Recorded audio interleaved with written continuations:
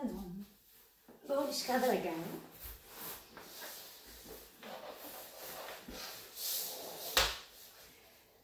שימו לב בשכיבה על הגב לראש. לראש לאן הפנים פונות, בדיוק קדימה, או יותר לימין או יותר לשמאל. שימו לב לצוואר שמחבר בין הראש למרכז הגוף. תאפשרו לראש קצת להתגלגל מצד לצד. להרגיש כמה הצוואר לוקח חלק בפעולה הזאת. אם התנועה הזאת משפיעה על בית החזה. הניחו לראש, שימו לב לידיים.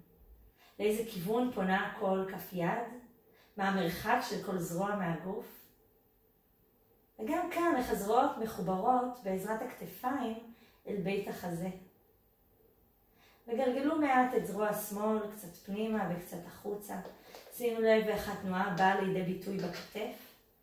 ואם התנועה משפיעה גם על בית החזה איכשהו, ועל מרכז הגוף. הניחו לשמאל ותבדקו איך ימין מתגלגלת. איך הכתף שלה משתתפת. גם כאן האם יש הדהוד גם במרכז הגוף לגלגול. הניחו לידיים. תעברו אל הרגליים. לאיזה כיוון בעונות כפות הרגליים פונות והברכיים. ואיך הרגליים מחוברות במפרקי הירכיים אל האגן עמוק בפנים. תאפשרו לרגל שמאל להתגלגל על הרצפה קצת פנימה והחוצה. שימו לב איך התנועה באה לידי ביטוי במפרק הירך. האם התנועה משפיעה על האגן? תבדקו גם איך רגל ימין מתגלגלת.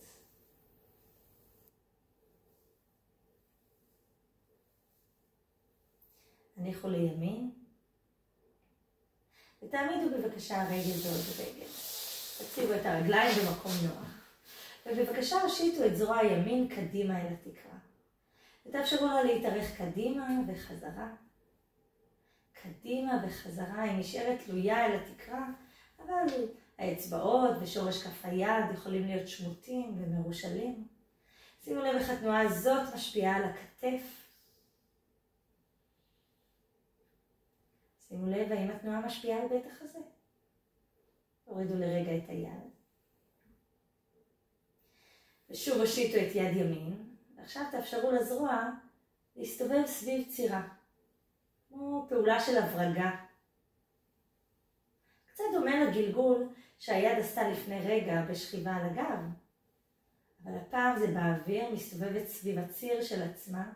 שימו לב איך לא רק כף היד משנה כיוון, אלא גם המרפק, הסיבוב של הזרוע בתוך הכתף. מה קורה בכתף עצמה, בשכמה מאחור? ואם התנועה הזאת של הזרוע והכתף משפיעה על בית החזה. הורידו את זרוע הימין. שוב תשלחו אותה אל התקרה. בפעם הבאה שוב תאפשרו לזרוע הימין להתארך, אבל תוך כדי הערכה תאפשרו לה להתברג. וחזרה. בפעם הבאה שהיא תתארך, תתברג לכיוון השני. וחזרה אל הניוטרל. הערכה והברגה. והערכה והברגה לכיוון השני. הערכה והברגה. והערכה והברגה לכיוון השני. שימו לב האם בהברגה של היד באחד הכיוונים מאפשרת ליד להתארך גבוה יותר מאשר לכיוון השני. שימו לב לתגובה בחזה. זה אותו הדבר בין שתי האפשרויות. שימו לב לתגובה בראש. אפילו תיתנו לו להיות חופשי להתגלגל. שימו לב אם הוא מגיב אותו הדבר בהברגה לכאן או לכאן.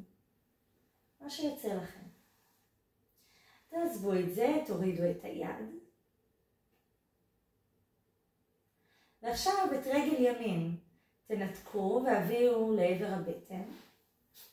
ותחזרו חזרה. בהתחלה לחפש איך הרגל יכולה להתארגן מעל האגן והגב.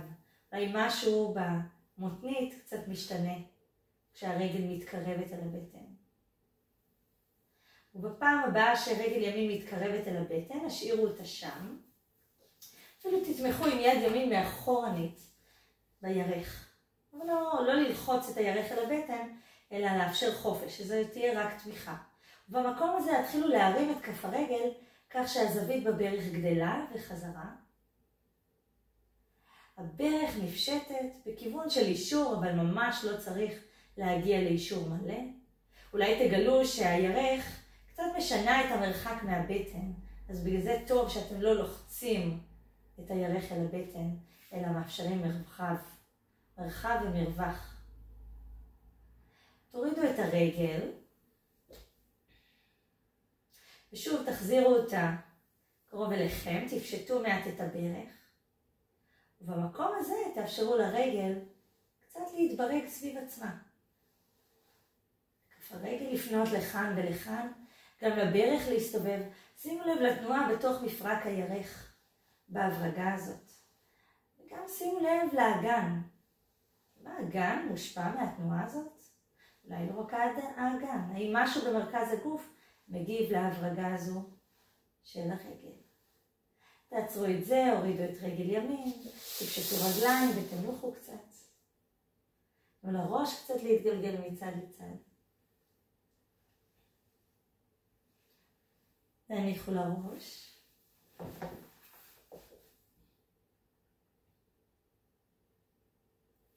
ושוב העמידו רגל ועוד רגל.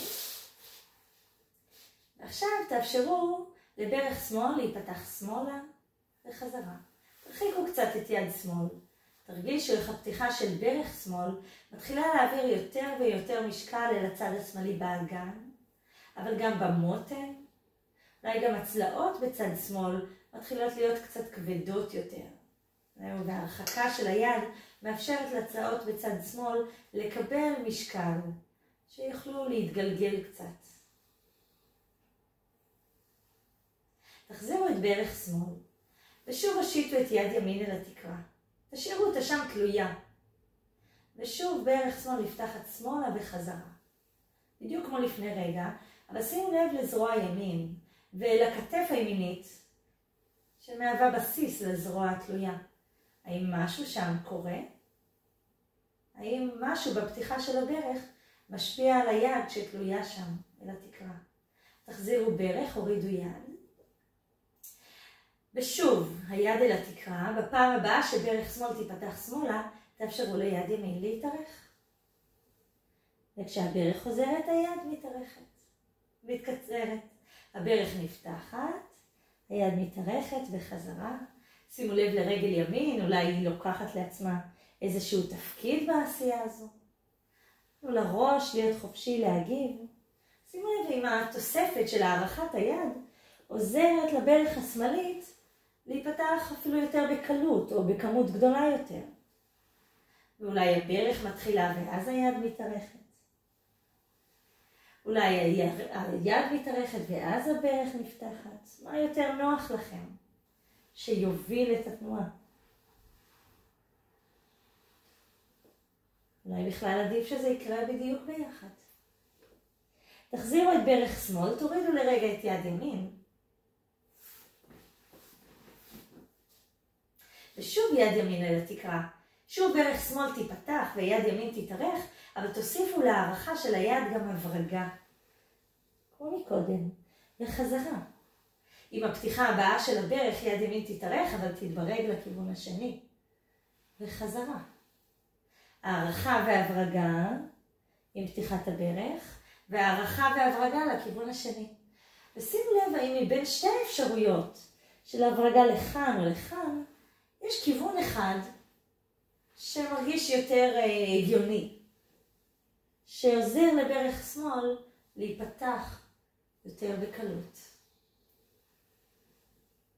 תעצרו את זה, הורידו יד, תפשטו רגליים, תנוחו קצת. שוב גלגלו ראש קצת מצד לצד. והניחו לראש. קחו לכם כמה מנוחה שאתם צריכים. שוב הרגליים עומדות.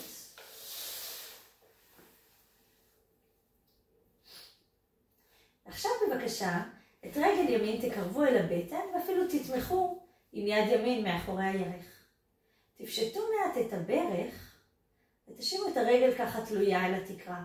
ובמצב הזה אפשר שוב להרחיק את יד שמאל. במצב הזה תנו לברך שמאל להיפתח שמאלה וחזרה.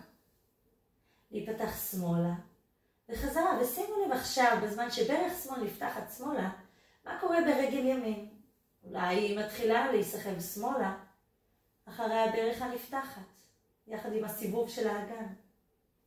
נסו בפעם הבאה להשאיר את הרגל אל התקרה, ותראו מה הפתיחה של ברך שמאל עושה כשאתם משאירים את הרגל הימינית לכיוון התקרה. היא כמובן עדיין יכולה לזוז.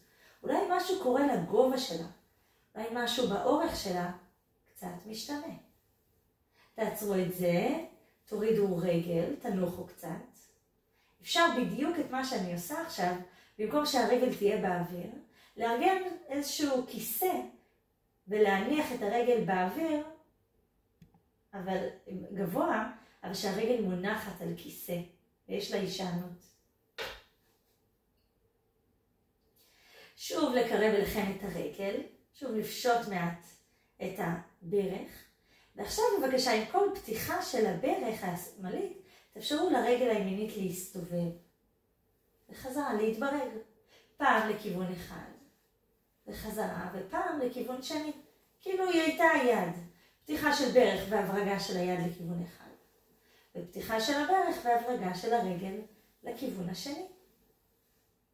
ושימו לב בבקשה גם כאן, מה יותר הגיוני, מה יותר נוח לכם בזמן שברך שמאל נפתחת? להבריג את הרגל ימינה או להבריג אותה שמאלה?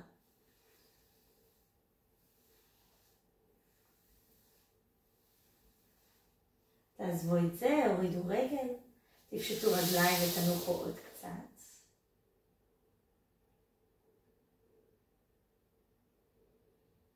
גלגלו שוב ראש קצת מצד לצד, לוודא שאין שם מתח. והניחו לראש.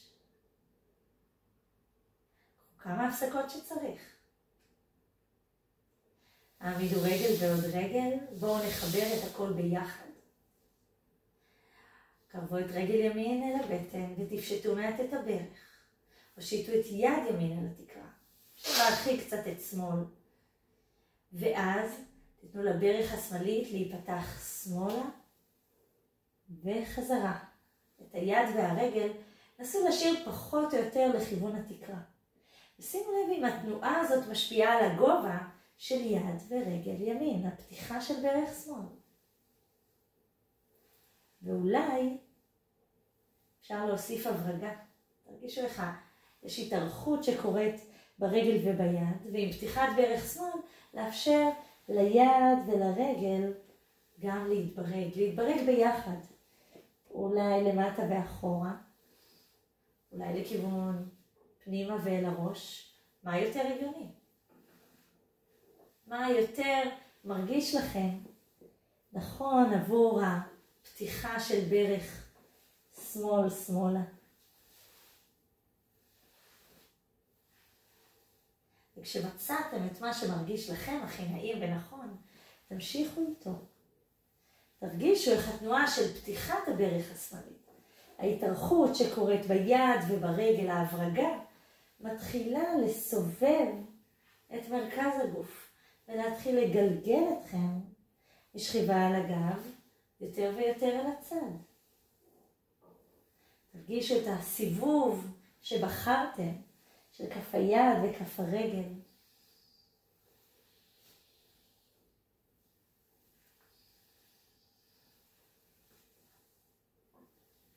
ובפעם האחרונה, והניחו גם לזה, הורידו רגל ויד, תפשטו רגליים וידיים. שימו לב עכשיו איך הגוף מונח. לראש ולחיבור שלו עם הצוואר, גלגלו אותו קצת מצד לצד. שימו לב אם יש כיוון שיותר קל לו להתגלגל.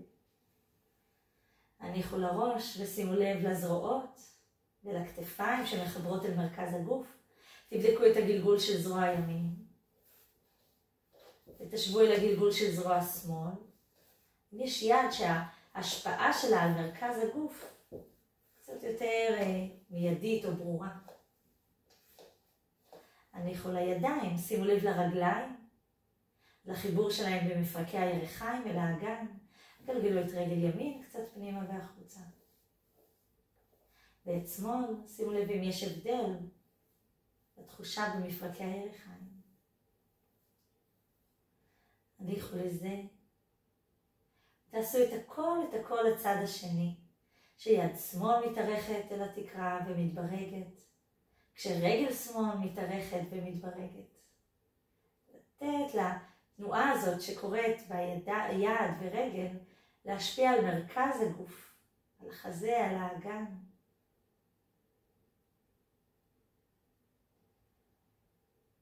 כשתסיימו את כל זה, אחרי מנוחה, תעמידו רגל ועוד רגל. שיטו את שתי הידיים אל התקרה, ותנו לברכיים לשקוע מצד לצד. שימו לב איך התנועה הזאת מגלגלת אגן. שימו לב לידיים שתלויות אל התקרה. האם ההטיה של הברכיים מצד לצד, הגלגול של האגן משפיע על גובה הידיים.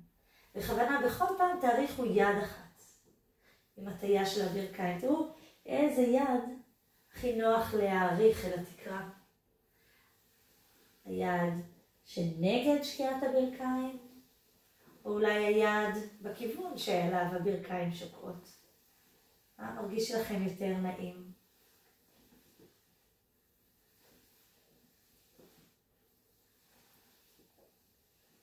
ותבחרו צד, ותנו לברכיים וגם לידיים לעבור אל הצד הזה, וממנו לשבת, ומשם לעמוד, ותודה רבה לכם.